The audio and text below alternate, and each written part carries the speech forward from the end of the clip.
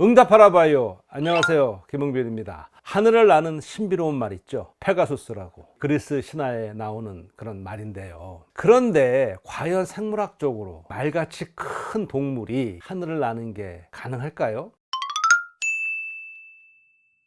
비행에서 가장 중요한 조건은요, 윙 로딩이라고 하는 날개 하중인데요. 이 계산은 이렇게 합니다. 몸무게를 분자로 놓고 날개 면적을 분모로 놓는 거예요. 그러니까 몸무게를 날개 면적으로 나누는 것이죠. 그 결과 날개 하중 수치가 작을수록, 즉 몸무게 대비 날개가 클수록 그만큼 더 쉽게 날 수 있습니다.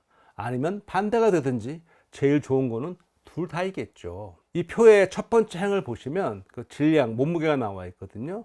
단위가 지금 생소해요. N, 1 뉴턴이거든요. 뉴턴이라는 거는요, 1kg인 물체를 초당 1m 가속하는 데 들어가는 힘을 의미합니다. 그럼 왜 생소한 뉴턴이라는 단위를 썼느냐? 우리가 흔히 아는 뭐 킬로그램 이런 걸 안 쓰고 계산해서 다른 공기역학 요소들과 이 단위를 일치하기 위해서 그런 것 같습니다. 제일 위에 있는 그 제비갈매기를 보면은요, 날개 하중이 23으로 나와 있어요. 그리고 맨 밑에 있는 알바트로스를 보면은 그 날개 하중이 140으로 나와 있습니다. 제비갈매기의 날개 하중을 보게 되면은요, 상대적으로 느린 속도로 쉽게 날 수 있어요.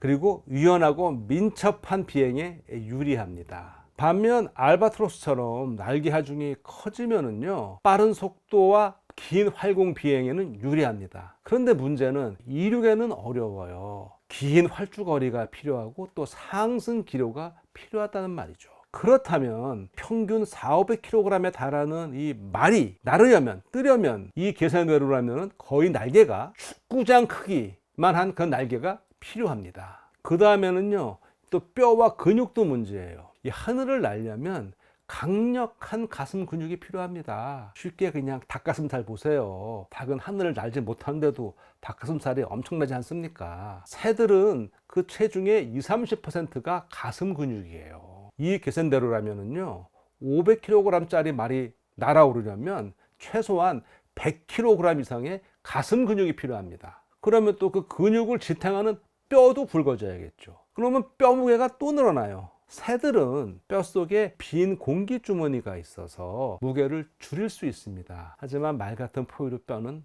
그렇지가 않죠. 세 번째는 에너지 문제입니다. 하늘을 난다는 거, 비행은 엄청난 에너지를 소모합니다. 예를 들어서요, 벌새 같은 경우는요, 하루 종일 쉬지 않고 먹어야 합니다. 하루에 몸무게의 절반에 해당하는 그 먹이를 먹어야 되는데요, 그래서 이 벌레와 꼬꾸를 10분에서 15분마다 계속 먹어야 되는 거예요. 그래서요, 하루에 무려 1,000에서 2,000송이의 꽃을 방문해야 합니다. 얘네가 꼬꿀만 먹는다 생각하면 고노산입니다. 벌새는요, 에너지를 보충하기 위해서 작은 곤충, 낙정벌레, 개미, 진딧물, 모기, 심지어 말벌까지 다양한 곤충을 잡아 먹습니다. 만약에 이런 벌새가 우리 마을이나 뒷마당에 온다면 좋겠어요. 왜? 해충을 잡아먹으니까. 그런데요, 벌새는 아메리카 대륙에만 살고 있습니다. 특히 이 적도 주변에 가장 많은 종이 몰려 있는데요, 전체 벌새 종류 가운데 약 절반이 이 지역에 살고 있습니다. 에너지 측면에서 보면은요, 페가수스가 실제로 존재한다면 하루에 제가 생각했을 때 한 500끼는 먹어야 할 것 같습니다. 현존하는 비행 포유류가 하나 있죠. 네, 유일하게 박쥐가 있습니다. 하지만 박쥐 대부분은 몸무게가 수십 그램에 불과합니다. 자, 그럼에도 불구하고 한번 상상해 보겠습니다. 페가수스가 존재하려면 어떤 변화가 필요할까요? 우리가 앞서 얘기한 걸 한번 생각해 보게 되면요, 우선 몸무게를 줄여야 돼요. 그러니까 초경량 골격이 필요하겠죠. 새처럼 뼈 가운데 구멍이 숭숭 있는 그런 뼈가 필요할 거고요. 그리고 날개 필요하죠. 몸 길이 대비 최소한 4~5배는 있어야 될 것 같습니다. 그리고 고열량 식사를 해야죠. 자주 하루 종일 먹어야 됩니다. 그리고 말은 최대한 작아져야겠죠. 지금 우리가 아는 수준에서 보면은 최소한 조랑말 수준 그 이하로 소형화 돼야 됩니다. 그런데 말에서 하나 희망적인 특징이 있긴 합니다. 바로 말의 점프력이죠. 말이 엄청나게 점프를 잘하잖아요. 도약하는 데는 크게 도움을 줄 것 같습니다.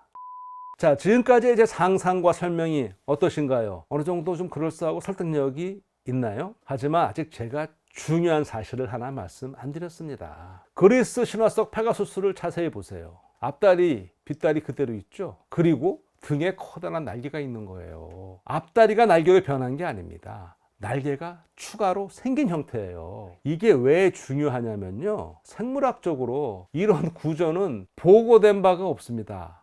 현실에서는 거의 불가능에 가까운 것 같아요. 척추동물은 기본적으로 앞다리 2개, 뒷다리 2개, 총 4개의 팔다리죠. 새도, 박쥐도, 인간도 다 마찬가지죠. 새는 앞다리가 변형되어 날개가 된 거고, 박쥐 역시 앞다리 뼈, 특히 이 손가락 뼈에 해당하는 게 엄청 길어지면서 날개 막을 만든 거거든요. 새나 박쥐는 앞다리가 날개로 변형된 것이지 앞다리에 더해서 날개를 따로 가진 게 아닙니다. 근데 페가수스는 앞다리와 뒷다리 더해서 등에 날개가 있어야 되거든요.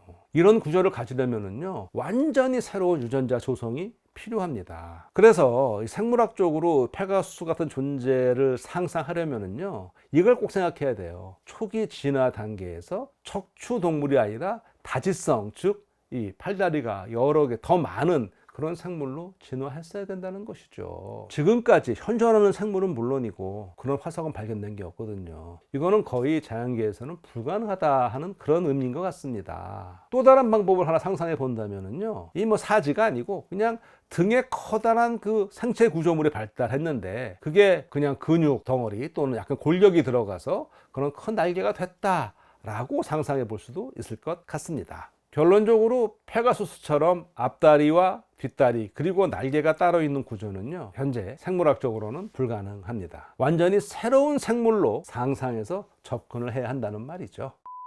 어린이날을 맞아서 상상의 나래를 펼쳐보았습니다. 페가수스는 현실에서는 존재할 수 없지만 인간은 그런 상상력을 품었기에 비행기와 우주선을 만들어 하늘을 넘어 별을 향하고 있습니다. 신화 속 이야기가 불가능해 보이지만은요, 과학은 그 불가능을 향해 한 걸음씩 나아갑니다. 이거 한참 말을 하고 보니까요, 이거 어린이날 제가 살짝 동심 파괴를 한 것 같아요. 하지만 그래도 우리 천진난만한 어린이들 상상의 날개를 활짝 펴주세요. 아인슈타인이 이런 말을 했습니다. 지식보다 더 중요한 건 상상력이다. 모든 시청자 여러분, 행복한 상상하세요.